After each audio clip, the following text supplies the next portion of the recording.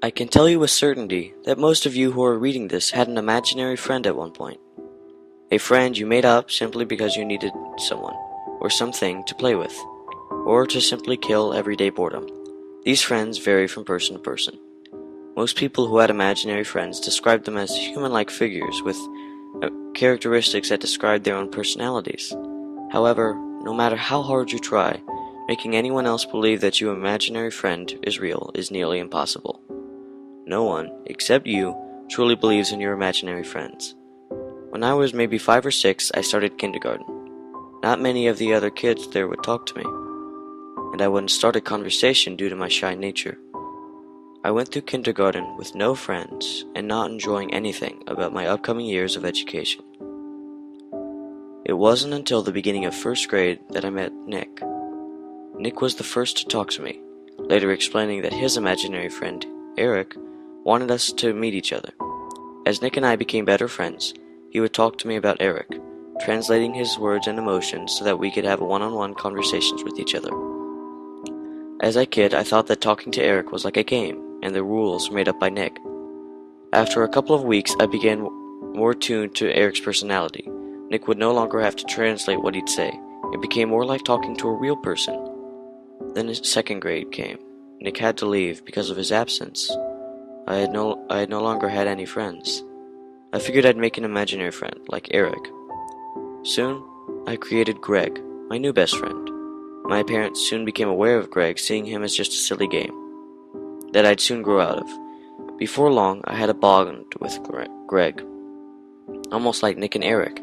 However, Greg was more like me.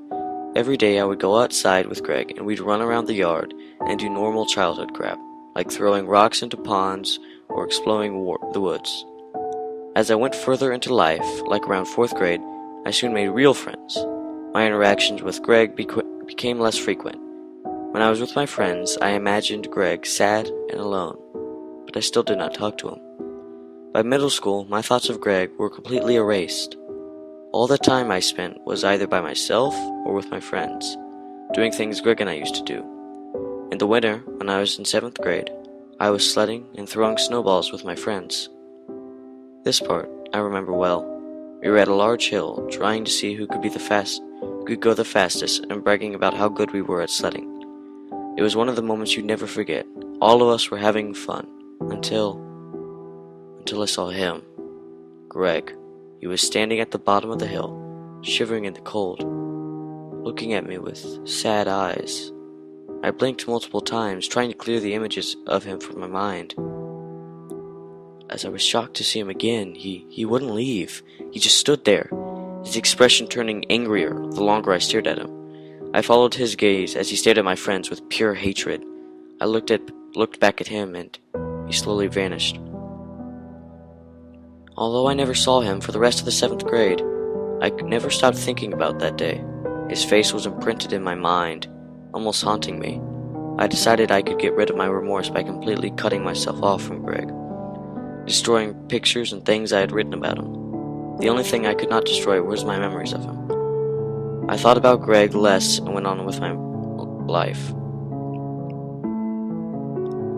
In my freshman year of high school, I started to see Greg again. However, he was no longer the image I had of him as a child. His face was sunken, and there was no emotion in his eyes. I started seeing him sitting down in my classroom and at my lunch table.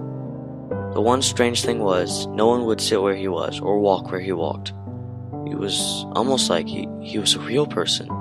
He showed up wherever I was. All he'd do was follow me. It wasn't too noticeable, but it was obvious that he was still there. The more we saw each other, the more I saw he changed his expression. He became angrier. He started showing up in unexpected places. He was scaring me to the point that I couldn't sleep. And when I did, he would be there, watching me. He began to show up more often in more places. I started sleeping less, doing worse in school, and drifted from my friends. My parents tried to figure out what was happening to me, but couldn't. They started counseling appointments. Later on, visits from doctors, all of whom couldn't figure out what was the matter. I was declared insane and taken to a mental hospital where Greg could stare at me for hours, driving me even more insane. I became very anxious, seeing images of Greg threatening to kill me. I started to talk to Greg, asking, Why are you doing this? What's making you so angry? But he never responded. Then finally, he started to repeat 4 words. Please don't leave me. Each time he said it, he got louder, until he was screaming, his face contorted into a deep, evil smile. This is my last day. As I finish typing this, I will end my torment and get rid of Greg forever. My advice to you is, please never forget your imaginary friends. Please.